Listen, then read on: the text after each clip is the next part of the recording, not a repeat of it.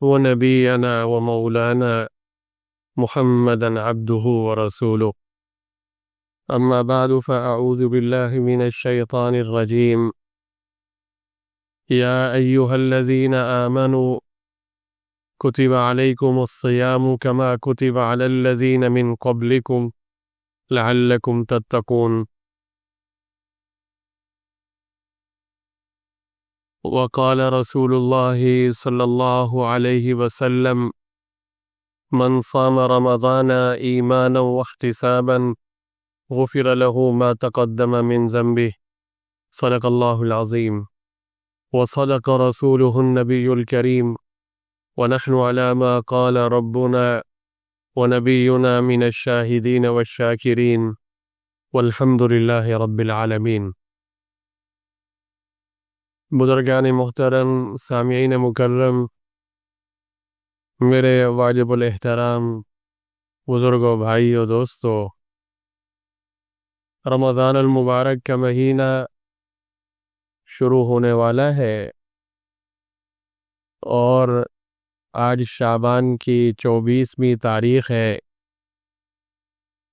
کچھ ہی دنوں کے بعد رمضان المبارک کا مہینہ اپنی برکتوں کے ساتھ، رب العالمین کی رحمتوں کے ساتھ سایہ فگن ہونے والا ہے۔ مختصراً چند باتیں رمضان کی تیاری کے حوالے سے اور رمضان کی اہمیت کے حوالے سے آپ کے سامنے آج کی اس نشست میں نے ذکر کرنی ہے۔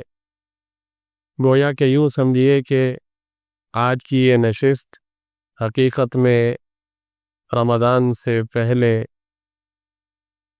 کی بیٹھک ہے، جس میں ہم ایک مذاکرہ کرنا چاہتے ہیں کہ ہم رمضان سے کس طریقے سے بھرپور فائدہ اٹھائیں۔ سب سے پہلے تو یہ بات آپ سمجھ لیجیے، کچھ چیزیں ایسی ہوتی ہیں کہ جو اللہ کی طرف سے طے شدہ ہوتی ہیں، اس میں کسی کا کوئی اختیار نہیں ہوتا۔ ان میں سے ایک چیز کیا ہے کہ اللہ تعالی جس کو بھی فضیلت عطا فرما دے، اللہ تعالی جس کو بھی مقام عطا فرما دے، مرتبہ عطا فرما دے، دوسروں سے زیادہ اس کو عزت عطا فرما دے، دوسروں سے بڑا درجہ اس کو عطا فرما دے، یہ اللہ کی مرضی۔ اس میں اس کا اپنا اختیار نہیں ہوتا۔ انبیاء علیہ السلام میں بھی ہم مراتب پڑھتے ہیں، ان میں بھی درجات ہیں، تو اللہ تعالیٰ نے انسانوں میں بھی درجات رکھی۔ اب اللہ کسی کو عالم بنا دے، کسی کو باعمل بنا دے، کسی کو با اخلاق و با کردار بنا دے، یہ فیصلے اللہ کی طرف سے ہوتے ہیں۔ اللہ جس کو چاہے عظمت دے دے، فضیلت دے دے۔ کچھ لوگ ایسے ہوتے ہیں کہ کوشش تو کرتے ہیں لیکن ہوتا وہی ہے جو اللہ کے ہاں مقرر ہوتا ہے۔ اب اسی طرح آپ زمانے دیکھیں، ایام دیکھیں، مہینے دیکھیں، دن دیکھیں، راتیں دیکھیں، سال میں کتنے دن ہیں؟ 360۔ لیکن ان تمام دنوں میں اللہ تعالیٰ نے جمعۃ المبارک کو فضیلت دی ہے۔ یعنی ہفتے کی جو 7 دن ہے یا جتنے بھی دن، ان میں 7 دنوں میں اللہ تعالیٰ نے جمعۃ المبارک کے دن کو فضیلت دی۔ اب راتوں میں اگر ہم دیکھیں تو راتیں بہت سی ہیں، لیکن لیلۃ القدر کو اللہ تعالیٰ نے فضیلت عطا کی۔ انا انزلناہ فی لیلۃ القدر۔ کتابیں اللہ نے نازل فرمائی، لیکن ان کتابوں میں سب سے زیادہ فضیلت جس کتاب کو عطا فرمائی وہ قرآن کریم ہے۔ پیغمبر اللہ نے بہت سے بھیجے، رسول بہت سے بھیجے، لیکن تمام رسولوں میں سب سے افضل اللہ تعالیٰ نے حضرت محمد عربی صلی اللہ علیہ وسلم کو بنایا۔ دنیا میں پانی مختلف قسم کے ہیں، جنت میں بھی ہوں گے، کہاں کہاں پانی اللہ کی بہت بڑی نعمت ہے، لیکن تمام پانیوں میں سب سے افضل ترین پانی وہ زمزم کا پانی ہے۔ زمزم کا پانی سب سے افضل ترین پانی. اور اسی طرح آپ دیکھیے کہ عبادات میں سب سے افضل فرض نماز ہے. عبادات میں سب سے افضل جو درجہ ہے وہ فرض نماز کا. اور نوافل میں سب سے افضل جو نفل ہے وہ تہجد کی نماز. اور اعمال میں عمل کرنے میں سب سے افضل عمل وقت پر نماز ادا کرنا ہے. تو یہ اللہ نے یہ تقسیم کی ہے. اللہ بعض چیزوں میں اللہ کے نبی کو بتلایا تو اللہ کے نبی نے ہمیں بتلایا کہ سب سے افضل یہ عمل ہے. تو بہرحال مہینے بھی اللہ کی مخلوق ہے. شوال ہے، ذی القعدہ ہے، ذی الحج ہے، محرم ہے، سب.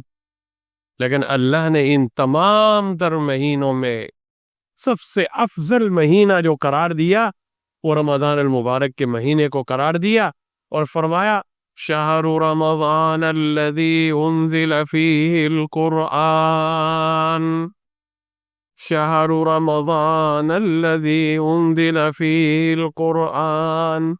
رمضان کا مہینہ، یہ عظمتوں والا مہینہ، الذی انزل فیہ القرآن، جس میں قرآن کریم نازل کیا گیا. تو یہ عظمتوں والا مہینہ ہے رمضان. رمضان کو رمضان کیوں کہتے ہیں؟ یعنی اس کا جو نام پڑا ہے رمضان، اس کی وجہ تسمیہ کیا ہے؟ تو علماء فرماتے ہیں اہل لغت کہ رمضان کے معنی سخت گرمی کے، تپش کے اور جلنے کے ہیں.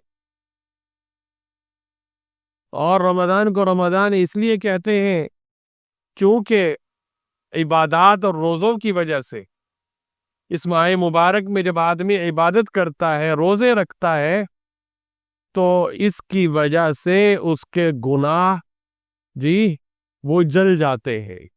تو رمضان گویا کہ مومن آدمی کے گناہوں کو جلا دیتا ہے. مومن آدمی کے گناہوں کو جلا دیتا ہے.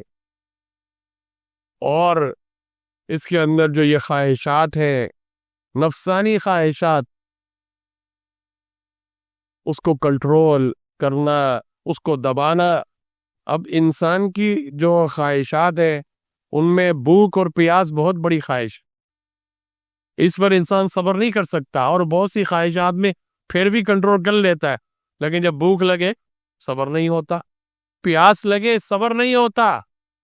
لیکن رمضان اللہ کی طرف سے وہ تحفہ ہے کہ اس میں جب انسان روزہ رکھتا ہے، صبح صادق سے لے کے غروب آفتاب تک اس کی یہ مشق ہوتی ہے کہ اپنا یہ جو نفسانی تقاضا ہے، بھوک اور پیاس، اس کو برداشت کرے، اس کو کنٹرول کرے. اور بعض علماء نے یہ فرمایا ہے کہ رمضان کو رمضان اس لیے کہتے ہیں کہ جب عربوں نے مہینوں کے یہ نام رکھے تھے تو جب اس مہینے کا نام رکھا جائے، اس مہینے میں سخت گرمی پڑی، تو سخت گرمی کی وجہ سے اس کا نام رمضان رکھا گیا. ابھی تو اللہ تعالیٰ کا بہت بڑا احسان ہے کہ رمضان ہمارے پاس جو آ رہا ہے وہ کتنے اچھے موسم میں آ رہا ہے. اس پر میں بات آگے کرتا ہوں. یہ مختصر ابتدائی باتیں ذکر کرنے کے بعد میں صرف 3-4، ہو سکتا ہے 5-6 تک یہ چیزیں ہوں، چند پوائنٹ یہ آپ کے سامنے رکھنا چاہتا ہوں جن کا تعلق رمضان المبارک سے پہلے رمضان کی تیاری سے.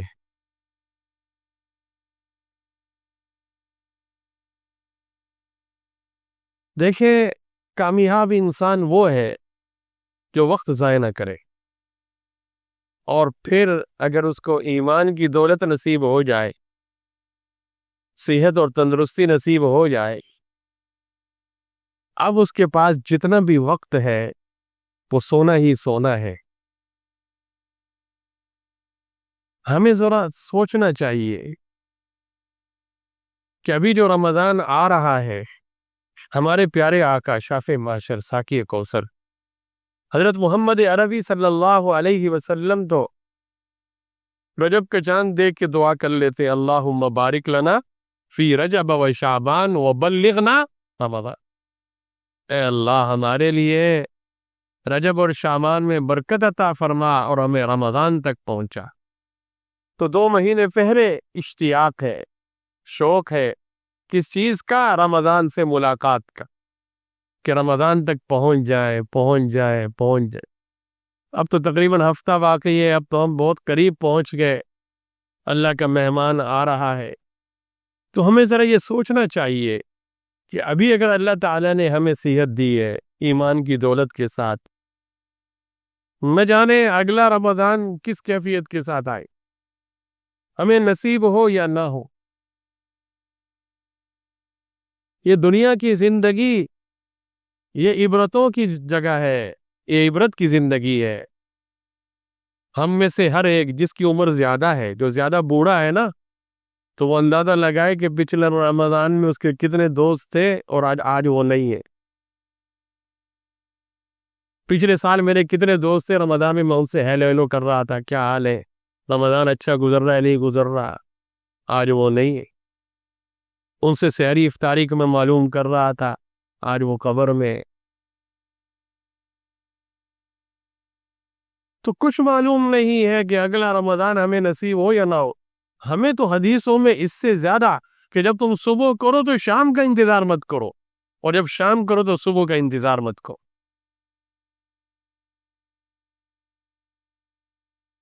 تو اس لیے بھرپور اس رمضان کو ہم وصول کریں. پچھلے رمضانوں میں جتنی کوتاہیاں ہو گئیں سو ہو گئیں، اس کو چھوڑیے. جی اللہ تعالیٰ سے ہم توبہ کر لیں، اللہ معاف کرنے والا ہے. رمضان المبارک جو پہلے والے ہماری زندگی میں گزرے، ہم نے کوئی بے ادبی کی، بے اکرامی کی، بے احترامی کی، اللہ معاف کر دے. اب جو اللہ ہمیں ایک دفعہ پھر موقع دے رہے ہیں، ہم اس کو ضائع نہیں کریں گے. تو سب سے پہلا کام ہم نے کیا کرنا ہے؟ ان شعبان کے دنوں میں ماشاءاللہ بعض سمجھدار آدمی جو رمضان کی حقیقت سے باخبر ہوتے ہیں، واقف ہوتے ہیں، اللہ والے ہوتے ہیں، جو پورا سال اسی انتظار میں رہتے ہیں کہ رمضان کی گھڑیاں تو آ جائے. اے اللہ پھر بس میں ہوں گا اور آپ کی عبادت کروں گا، آپ کا قرآن پڑھوں گا، آپ کا قرآن سنوں گا. جی نمازوں میں اس میں لگا رہوں گا، صدقہ و خیرات میں لگا رہوں گا، روزوں میں لگا رہوں گا، اعمال صالحہ کروں گا. تو جو ایسے لوگ ہوتے ہیں وہ تیاری شروع کر دیتے ہیں، انہوں نے واضح نے تو کر بھی لی ہوگی. پہلے نمبر پہ یہ کام کرنا ہے. اچھا یہ جو گزارشات ہیں نا ہمارے ماشاءاللہ جو بڑی عمر کے لوگ ہیں وہ تو عمل کرنے والے ہوتے ہیں تقریباً، کیونکہ انہوں نے زندگی کا اچھا خاصا حصہ گزارا ہوتا ہے، تو تجربہ بہت ہو چکا ہوتا ہے. ضرورت اس چیز کی یہ ہے کہ گرد و پیش کے ہمارے جو نوجوان ہیں محلے کے، ان کو جمع کر لیا کریں، جس کے اندر جتنی طاقت ہے، پاور ہے. جی ہم جو یہاں بیان سنتے ہیں، جو باتیں سنتے ہیں اپنے محلے کے، اپنے رشتہ داروں کے، ان کو بٹھا کے مذاکرہ کر دیا کریں کہ آج جمعے کے بیان میں یہ باتیں سنی ہیں، آج فلاں جگہ یہ بات سنی ہے، تو بیٹا رمضان سے پہلے جو ہے نا ذرا یہ کر لو، یہ کر لو، یہ کر لو. تو یہ پیغام ہم پہنچائیں گے خاص طور پہ اس نسل کو جو نسل جی رمضان صحیح طریقے سے نہیں گزارتی. تو ہو سکتا ہے کہ اس سال تو ان کے کانوں میں صرف پیغام پہنچے، اور بار بار جب پیغام پہنچاتے رہیں گے ایک وقت آئے گا وہ خود بھی رمضان کو وصول کرنے والے ہو جائے گی. تو شعبان کے ان دنوں میں خاص طور پر رمضان کے مہینے میں اور اسی طرح عید کے متعلق پہلے سے ہم تیاری کر لیں، تاکہ رمضان کے مہینے میں ہمیں دوبارہ بازار میں نہ جانا پڑے.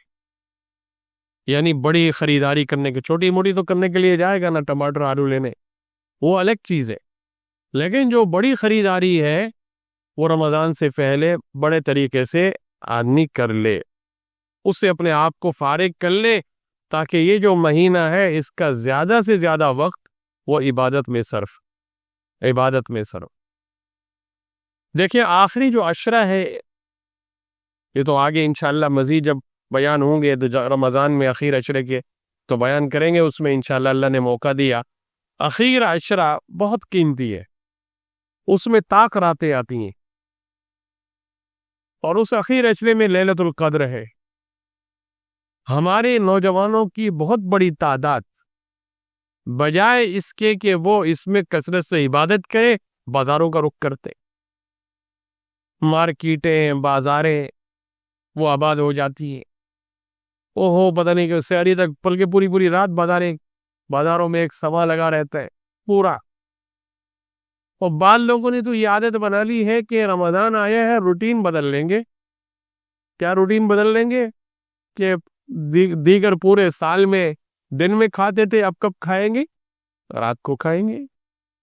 تو وہ پوری رات چڑھتے رہتے، کھاتے رہتے، سب کچھ کرتے، مشکل سے فجر کی نماز پڑھی اور پھر سو گئے اور سو گئے۔ ظہر کی نماز ملی تو ملی، ورنہ وہ بھی اٹھ کے گھر میں پڑھ لی۔ یعنی دن پھر سونے کے لیے اور رات کھانے کے لیے۔ میرے بھائیو دوستو، رمضان اس لیے نہیں آ رہا، رمضان اس لیے نہیں آ رہا۔ پھر ہم کیا حاصل کریں گے ان روزوں سے؟ تو سب سے پہلا کام یہ کرنا ہے کہ جتنے اہم کام ہیں وہ ہم جلدی سے ان کو نمٹا لیں، تاکہ بھرپور طریقے سے ہم رمضان کی تیاری کریں۔ دوسری بات دیکھیں، رمضان المبارک میں ہم روزہ رکھتے ہیں۔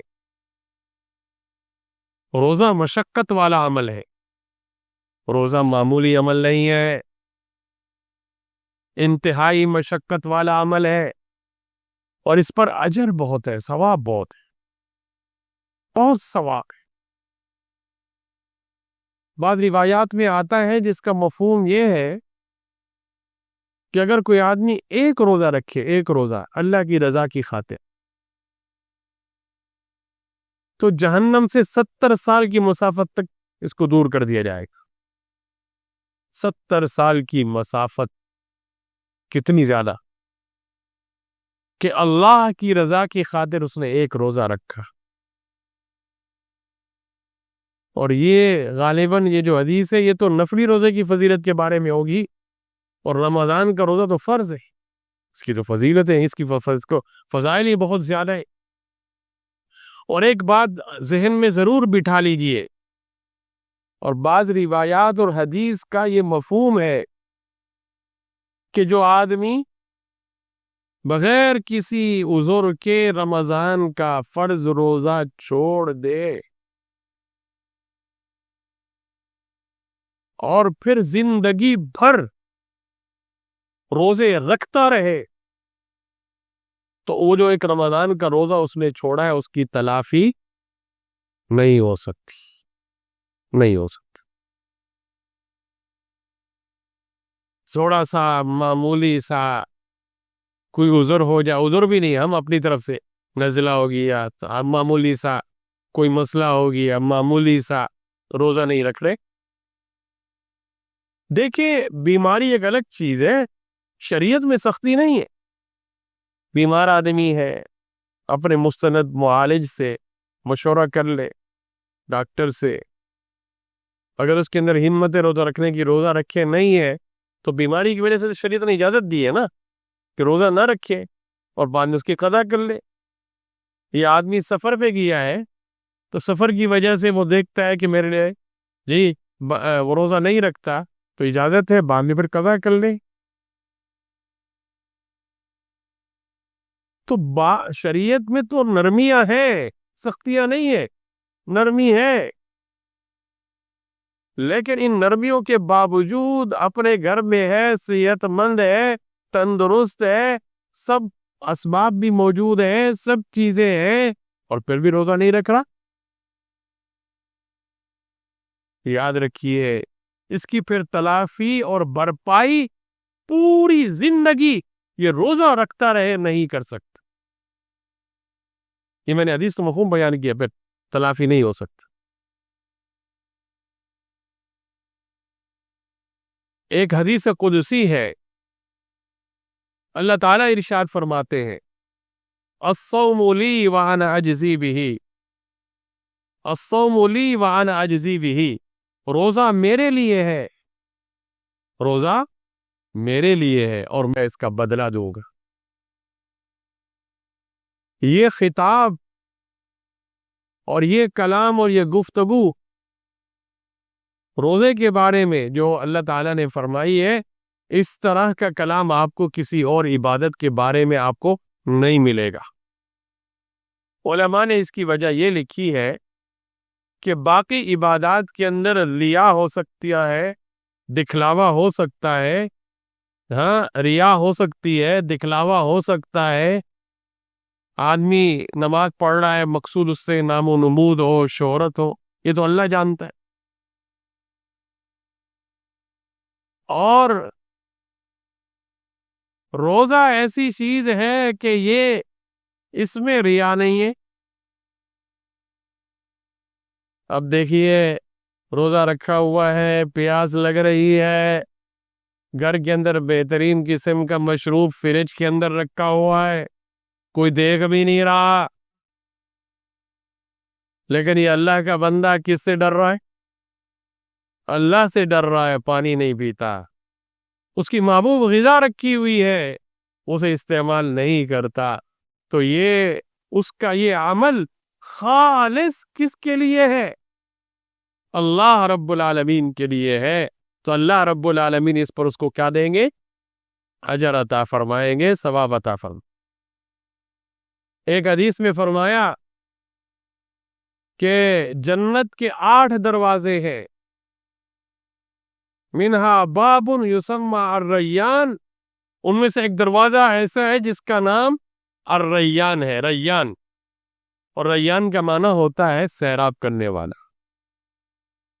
وہ فرمایا کہ اس دروازے میں صرف روزے دار داخل ہو، یہ دروازہ صرف روزے داروں کے لیے۔ آپ خود اندازہ لگائیں کہ کتنی بڑی جنت، اور اس جنت میں کتنے لوگ جائیں گے، کون کون سے اعمال والے جائیں گے، لیکن ان دروازوں میں ایک دروازہ اللہ تعالی نے خاص کر دیا، مخصوص کر دیا، صرف اور صرف کن کے لیے؟ روزے داروں کے لیے۔ اس میں صرف روزے دار داخل ہو سکیں گے اور کوئی نہیں داخل۔ اللہ کے پیارے حبیب صلی اللہ علیہ وسلم نے ارشاد فرمایا،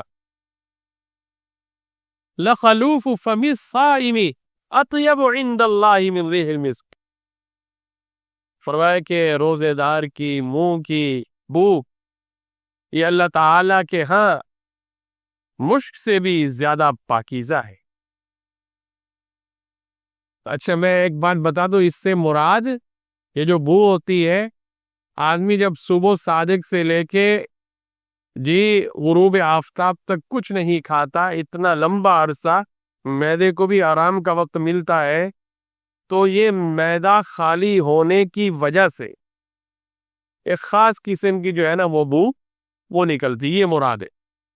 کچھ لوگ یہ نہ سمجھے کہ جی مسواک نہ کریں گے تو آپ سمجھ جائیں دانتوں، اس سے کوئی تعلق نہیں ہے جی۔ اس سے مراد یہ معدہ جب خالی رہتا ہے تو اسے خاص قسم کی جو ہے وہ بو آتی ہے، یہ رب العالمین کو مشک سے زیادہ پسندیدہ اور پاکیزہ ہے۔ چونکہ روزے دار یہ اللہ تعالیٰ کا محبوب ہے، روزے دار اللہ تعالیٰ کا پسندیدہ ہے، تو اللہ تعالیٰ کو اس کی یہ بو بھی مشک سے زیادہ پسندیدہ ہے اور پاکیزہ ہے۔ رب العالمین نے یہ جو روزہ ہم پہ فرض قرار دیا رمضان میں، بہت ہی محبت کے ساتھ خطاب کر کے کہا، یا ایھا الذین آمنو، اے ایمان والو۔ یہاں یا ایھا الناس نہیں کہا اے لوگو،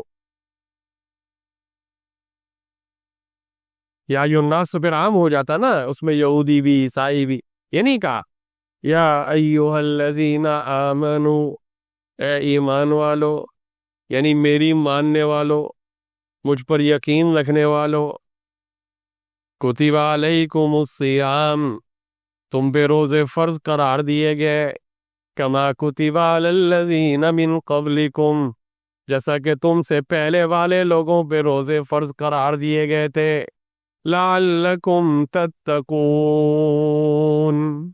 تاکہ تم متقی بن جاؤ، پرہیزگار بن جاؤ۔ اس آیت کو اگر صحیح طریقے سے سمجھ لیا جائے تو یہ مسئلہ بڑی آسانی سے ہمارے لیے واضح ہو جائے۔ یعنی ایک تو تسلی دی کہ روزہ ایسی چیز نہیں ہے کہ جو تم نہ رکھ سکو۔ بعض لوگ ہوتے ہیں نا، شریعت کے کچھ احکامات ہوتے تو کہتے ہیں میرے اندر تو طاقت ہی نہیں ہے، میرے اندر تو طاقت ہی نہیں ہے۔ بعض لوگوں کو نماز کا کہو تو طاقت ہی نہیں ہے۔ بھائی نماز پڑھ لو، طاقت نہیں ہے، نماز پڑھ لو، کپڑے گندے۔ لیکن اسی بندے سے کہہ دو بھائی شادی حال میں چلنا ہے، فلاں پکنک میں چلنا ہے۔ میں یہاں آپ کو ایک شرعی مسئلہ بتانا چاہتا ہوں، وہ نہیں، یہ توجہ سے سنیے۔ بحیثیت مسلمان ہونے کے ہمارا یہ اعتقاد اور عقیدہ ہے، ہمارے علماء نے، ہمارے بڑوں نے ہمیں یہ پڑھایا ہے کہ خالق مالک رب العالمین جس چیز کا حکم دیتے ہیں گویا کہ اللہ کی طرف سے وہ تکلیف ہوتی ہے۔ مکلف اللہ ہے، تکلیف دینے والا، اور مکلف کون ہے؟ انسان۔ ہم اپنے آپ کو مکلف کہتے ہیں نا، تو اللہ نے ہمیں کس چیز کا مکلف بنایا کہ دن میں 5 نمازیں فرض؟ کس چیز کا مکلف بنایا؟ رمضان کے روزے۔ کس چیز کا مکلف بنایا کہ شرائط پائی جائے تو حج؟ کس چیز کا مکلف بنایا؟ زکوٰۃ فرض ہوگی تو یہ ہم پر بوجھ ڈالنے والی ذات، ہم پر یہ بوجھ ڈالنے والی ذات، ہم پر یہ تکلیف ڈالنے والی ذات وہ کون ہے؟ اللہ۔ تو یہ مسئلہ اچھی طرح آپ سمجھ لیجئے، علماء نے لکھا ہے، اور پھر وہ ذات کیا ہے؟ وہ ہم سے واقف بھی ہے کہ یہ کتنا بوجھ اٹھا سکتا ہے انسان، اس کو یہ بھی پتا ہے۔ اب جو دنیا کی ہوتی ہے نا چیزیں، مشینیں، گاڑیاں، ہاں، تو انجینئر ہوتے ہیں، ان سے غلطیاں ہو سکتی ہیں کہ یہ فلاں جو گاڑی ہے اس میں اس قسم کا انجن ہو، اس قسم کی مشین ہو، اس قسم کا پرزہ ہو تو یہ صحیح چلے گی، ورنہ گڑبڑ ہو جائے گی۔ یہ تو انسانوں کے، اس میں تو گڑبڑ ہو سکتی ہے، یہ تو گڑبڑ ہو سکتی ہے، لیکن وہ تو خالق ہے، مالک ہے، اس کے حکم میں کسی قسم کا رتی برابر کوئی نقصان نہیں ہو سکتا۔ اب اس نے اگر کہہ دیا ہے پڑھو، ایک چیز ہم پہ فرض قرار دی ہے، تو اس کا مطلب اس نے ہمارے اندر وہ طاقت بھی رکھی ہے۔ ایک نوجوان آتا ہے اور وہ آ کر کہتا ہے کہ مولانا آپ ہمیں کہتے ہیں بد نظری مت کرو، بد نظری مت کرو، میں اس سے بچ ہی نہیں سکتا، تو اس کا یہ دعویٰ غلط ہے۔ اللہ اس کے رسول نے جب ایک گناہ سے منع کیا ہے، وہ طاقت تمہارے اندر موجود ہے، تم اس کو اپنی اس طاقت کو استعمال نہیں کر رہے، کر کے دکھاؤ تو کر سکتے ہو، کرنا ہی نہیں چاہتے تو۔ کوئی آدمی کسی اور گناہ میں مبتلا ہے، مثلا کوئی غلط قسم کا کام ہے، کاروبار ہے، فلاں ہے، دندہ ہے، اس کو لوگ منع کرتے ہیں، وہ کہتے ہیں اس کے بغیر میرا گزارا ہی نہیں چلتا، ہو ہی نہیں سکتا۔ یہ بات فضول ہے، آدمی محنت کرے اور اللہ اور اس کے رسول کی مرضی کے مطابق زندگی بسر کرنے کی کوشش کرے، اللہ اس کے لیے تقوی کے راستے کھول دے۔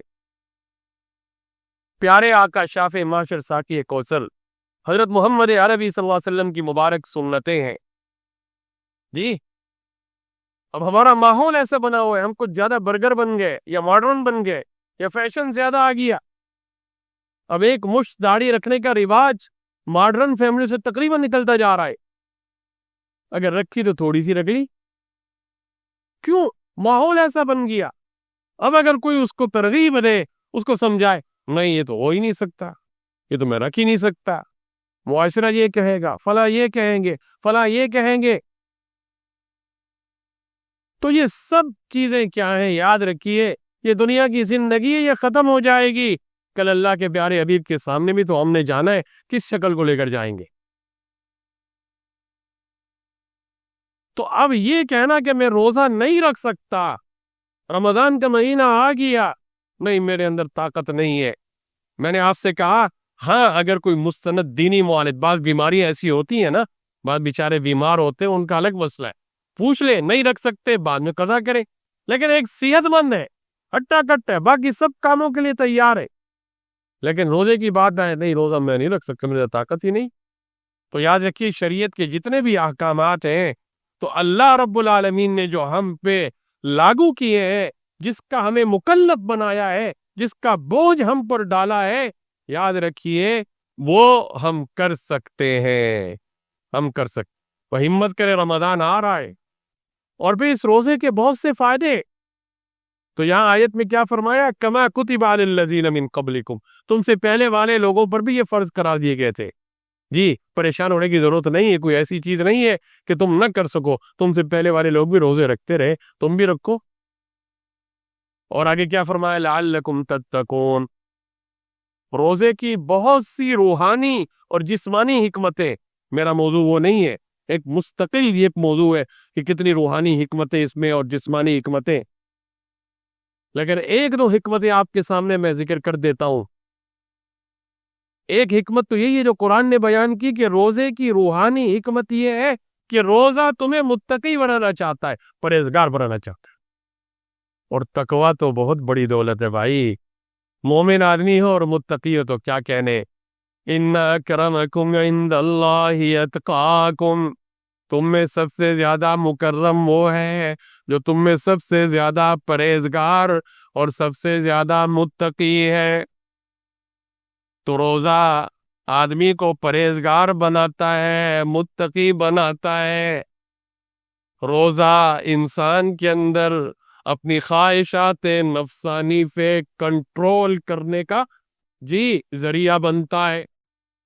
جو آدمی پورے سال میں عام دنوں میں 2 گھنٹے بھی بغیر چگے نہیں رہتا تھا، یا کبھی چائے آ جائے، کبھی بسکٹ آ جائے، تھوڑی دیر بعد کچھ اور آ جائے، پھر کچھ اور آ جائے، پورا دن بس اسی میں لگا رہتا ہے مرغی کی طرح، کبھی کیا کبھی کیا کبھی کیا، کچھ نہ کچھ کھاتا ہی رہے۔ لیکن اب اچانک صبح صادق سے لے کے غروب آفتاب تک اتنا لمبا وقت اپنی محبوب چیزوں کو چھوڑنا، کھانے پینے کو چھوڑنا، اس کی ریاضت اور اس کی مشق یہ روزے میں ہوتی، اور پھر اس روزے کے ذریعے اس کے اندر صبر کا مادہ پیدا ہوتا، صبر۔ ظاہر ہے اس سے بڑھ کے اور کیا صبر ہوگا کہ آدمی اپنی محبوب چیزوں، خواہشات نفسانی ان کو کچل لائے، اور اس سے پھر اس کو یہ اس کی طبیعت بنے گی کہ بڑی سے بڑی مشقت آ جائے، تکلیف آ جائے، اس کو سہنے کی اس کو عادت پڑ جائے گی، اور اس مبارک روزے کی وجہ سے اس کے اندر اخلاص کی دولت آتی ہے۔ کیوں؟ اس لیے کہ صبح سے لے کے شام تک جب یہ بھوکا پیاسا رہتا ہے، قدم قدم پہ شیطان ورگلاتا بھی تو ہوتا ہوگا نا تنہائی میں، ابے ٹھنڈا جوس پڑا ہوا ہے پی لے، بہترین قسم کے کیا کہتے ہیں مٹھائی رکھی ہوئی ہے، ایک آدھ تھوڑا سا چکھ تو لے، لیکن یہ اللہ کا ولی صرف اللہ کی رضا کی خاطر وہ نہیں اٹھاتا۔ تو بتائیے اخلاص کا سبق روزے سے نصیب ہوتا نہیں ہوتا کہ بھائی بھلے دنیا نہیں دیکھ رہی، کوئی نہیں دیکھ رہا، فریج یہاں ہے، ساری چیزیں یہاں رکھی ہیں، سب کچھ ہے، لیکن میں اللہ کی خاطر یہ نہیں کر رہا۔ تو دوسری چیز میں نے آپ کے سامنے کیا ذکر کی؟ روزہ، یہ رمضان سے پہلے ایک تو اس چیز کی مشق کرے، اور تیسری چیز آپ ذہن میں یہ رکھیے رمضان المبارک کا ادب و احترام، یہ بہت ضروری چیز ہے، ادب اور احترام۔ دیکھیے جو چیزیں مقدس ہوتی ہیں، عظمت والی ہوتی ہیں، فضیلت والی ہوتی ہیں، تو ان کا ادب و احترام بھی ضروری ہوتا ہے۔ خدا نخواستہ اگر ہم نے بے اکرامی کی، بے ادبی کی تو ہم محروم ہو جائے گی۔ گزشتہ رمضانوں میں نے آپ کو ایک قصہ سنایا تھا، ایک مجوسی کا، وہ مسلمانوں کے علاقے میں رہتا تھا، اور اس نے اپنے بیٹوں سے کہا کہ یہ مہینہ مبارک مہینہ ہے مسلمانوں کا، اس میں تم لوگوں کے سامنے کھانا پینا مت۔ حالانکہ مجوسی تو روزہ نہیں رکھتے نا، لیکن باپ نے اپنے بیٹوں سے، کافر بیٹوں سے کہا کہ مسلمانوں کا مہینہ ہے، ان کے سامنے کھانا پینا مت، یعنی ان کا احترام کرنا، رمضان کا احترام۔ ایک دن کیا دیکھتا ہے کہ اس کا ایک بیٹا رمضان کے مہینے میں کھا رہا ہے، تو اس مجوسی نے اس کو تھپڑ ماری، تمہیں شرم نہیں آتی؟ مسلمانوں کا مہینہ تھا، اور اللہ کا کرنا ایسا ہوا کہ کچھ عرصے بعد اس کا انتقال ہوا تو کسی نے دیکھا کہ وہ تو مزے کر رہا ہے جنت کے. پوچھا گیا بھائی تم تو مجوسی تھے، یہ غیر مسلم. اس نے کہا کہ میں نے یہ جو عمل کیا تھا رمضان والا، کہ میرے بیٹے نے رمضان کی جب بے ادبی کی تو میں نے اس کو تھپڑ مارا، تو اللہ تعالیٰ نے اس کی برکت سے موت کے وقت مجھے کلمہ نصیب کیا اور میرا خاتمہ ایمان پر ہوا. یہ تو میں آپ ایک کافر کی کہانی سنا رہا ہوں. آج ہمارے مسلمان رمضان کے مہینے میں کوئی گٹکا کھا رہا ہے، کوئی کیا کھا رہا ہے، کوئی کیا کر رہا ہے، اللہ بچائے. تو اگر ہم رمضان کی دن اور رات کی بے حرمتی کریں گے پھر اللہ کی لاٹھی بھی یاد رکھیے. اس لیے رمضان سے پہلے یہ چیز سوچ لے کہ اس ماہ مبارک کا ہم نے احترام کرنا ہے. چوتھی چیز، رمضان المبارک میں کثرت سے قرآن پاک کی تلاوت کرنی. ابھی روزے کے متعلق میں ذکر کر رہا تھا نا، تو سلف صالحین میں کچھ لوگ ایسے، بلکہ کچھ لوگ انشاءاللہ وہ تو اگلے درسوں میں بیان کروں گا، میں ایک دو خواتین کا تذکرہ کر دیتا ہوں. نفلی روزوں کا اہتمام، ہم سے تو فرض روزوں کا اہتمام نہیں ہوتا نا. حضرت حفصہ بنت سیرین، یہ جو اس امت کے بہت بڑے خوابوں کی تعبیر کے ماہر گزرے ہیں جی، امام ابن سیرین نام سنا ہوگا آپ حضرات، یہ ان کی بہن ہے. یہ حفصہ بنت سیرین سال میں وہ دن جن میں روزے رکھنے منع ہے، اسی طرح ایک اور عورت کا ذکر کیا کہ حضرت شعبانہ، جو وہ دن جن میں روزے رکھنا منع ہے ان کو چھوڑ کے تقریباً اکثر سال کے دن میں وہ روزہ رکھا کرتی تھیں. یہ تو خواتین کی بات کر رہا ہوں. ان کے اپنے جو دن ہوتے ہیں جیسے عورتوں کے، ان کو چھوڑ کر ان کی کوشش تھی، اہتمام تھا، اور قرآن پاک کی تلاوت کا بھی خوب اہتمام. تو رمضان کا مہینہ آ رہا ہے اور رمضان کو قرآن سے بڑی مناسبت ہے. ابھی چونکہ وقت بالکل ختم ہوا چاہتا ہے تو قرآن کے حوالے سے تو انشاءاللہ اگلے جو میں بیان کروں گا، لیکن ایک دو باتیں میں آپ کے سامنے ذکر کر دیتا ہوں. اس ماہ مبارک میں اللہ تعالیٰ نے قرآن پاک نازل فرمایا، تو رمضان کو قرآن سے بڑی نسبت ہے.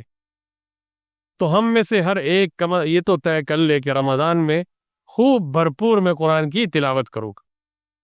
امام بخاری رحمہ اللہ کا نام ہم اکثر یہاں ذکر کرتے رہتے ہیں، ان کی کتاب سے حدیثیں سناتے رہتے ہیں. ان کے بارے میں حافظ ابن حجر عسقلانی نے اور دیگر علماء نے یہ نقل کیا ہے کہ رمضان کا مہینہ جب آتا تھا، سحری سے لے کے افطاری تک قرآن پڑھتے تھے، پورا قرآن پڑھ لیتے تھے. اور تہجد میں 10 پارے پڑھتے تھے، اور تراویح میں ایک دفعہ قرآن ختم کرتے تھے. گویا کہ 40 سے زیادہ یہ رمضان میں لوگ بحث کہتے ہیں نا کہ ہم مصروف ہیں، ہم امام بخاری سے تو زیادہ مصروف نہیں. ان کو پتہ تھا کہ یہ مہینہ کس لیے آتا ہے. آج اللہ معاف فرمائے جی، رمضان کا مہینہ آتا ہے تو جی ہمارے تو ذہن پتہ نہیں کہاں کہاں چلے جاتے. ہم تو کہتے ہیں نیکیوں کا سیزن ہے، تاجر کہتے نہیں کمانے کا سیزن ہے، مادیت کا سیزن ہے. اللہ معاف فرمائے بعض کہتے ہیں فلاں چیز کا سیزن ہے. میں سب باتیں تو نہیں بیان کروں گا. تو بھائی یہ جو رمضان کا مہینہ ہے یہ اللہ کے قرب کا مہینہ ہے. امام شافعی رحمہ اللہ 60 دفعہ رمضان مبارک میں قرآن ختم کرتے تھے، ایک دن میں پڑھتے تھے اور ایک رات میں پڑھتے تھے. تو یہ ماہ مبارک ہمارے پاس آ رہا ہے، اور آخر میں چلتے چلتے آخر میں 2 باتیں مختصر سی کہہ دوں. اللہ نے مجھے توفیق دی تو اگلے جمعہ تھوڑی وضاحت کر دیں گے. نماز با جماعت کا اہتمام. رمضان مبارک کے مہینے میں کوشش کرے کہ تکبیر اولیٰ کے ساتھ نماز پڑھیں با جماعت. آپ کو تو معلوم ہے نا کہ جماعت کے ساتھ جو نماز پڑھی جائے اکیلے نماز پڑھنے سے 27 گنا زیادہ ہوتا، افضل ہے. اور رمضان میں تو عبادتوں کا تو پیمانہ ہی بڑھ جاتا ہے. اور کوشش کریں کہ جیسے وہ ہم فضائل میں ایک روایت پڑھتے ہیں کہ جو آدمی 40 دن جی تکبیر اولیٰ کے ساتھ نماز پڑھے تو اس کو 2 پروانے ملتے ہیں جی، نفاق سے بری ہونے کا، آگ سے خلاصی کا۔ تو بہت اچھا موقع ہے۔ 30 دن رمضان کے ہو جائیں گے، 10 ساتھ ملا لیں، مزید ملا لیں، تو کتنی بڑی بات ہے کہ یعنی نفاق سے بری ہونے کا پروانہ مل جائے، جہنم سے خلاصی کا پروانہ مل جائے۔ تو نماز با جماعت کا اہتمام۔ اور چھٹی بات، رمضان کا مہینہ سخاوت کا مہینہ ہے، اس میں آپ صلی اللہ علیہ وسلم بقیہ مہینوں کے لحاظ سے بہت زیادہ سخاوت کرتے تھے، تو اس کی بھی کوشش کی جائے۔ اور ایک بات اخیر میں کہہ دوں اس سخاوت کے حوالے سے کہ جتنے بھی اعمال ہیں یہ اخلاص کے ساتھ ہونی چاہیے، ریا نہیں ہونی چاہیے، دکھلاوا۔ آج عجیب بات ہے کہ سفید پوش لوگوں کے یہاں اگر 10 کلو کا کوئی آٹا بھی دینے جا رہے ہیں نا تو تصویر سیلفی بنا رہے ہیں، کہیں دسترخوان لگا ہوا ہے، چاہے وہ مسجد میں ہو، باہر ہو، فلاں ہو، یہ تصویریں لی جا رہی، دنیا کو دکھایا جا رہا ہے۔ اور بھائی اللہ کے بندے اپنے اعمال کو ضائع کیوں کرتے ہو؟ اپنے اعمال کو جس ذات کی خاطر یہ سب کچھ کر رہے ہو وہ جانتا ہے، اللہ کی رضا کی خاطر دے رہے ہو، اللہ جانتے۔ دعا فرمائے اللہ رب العالمین ان باتوں پہ عمل کرنے کی توفیق نصیب فرمائے، اور یہ جو اللہ کا مبارک مہمان آ رہا ہے بھرپور، اس سے اللہ تعالی ہمیں فائدہ اٹھانے کی توفیق نصیب فرمائے، ایمان کے ساتھ اور صحت کے ساتھ، سلامتی اور تندرستی کے ساتھ، عافیت کے ساتھ اللہ تبارک و تعالی یہ مبارک مہینہ جی ہمیں نصیب فرمائے۔ وما علینا الا البلاغ المبین۔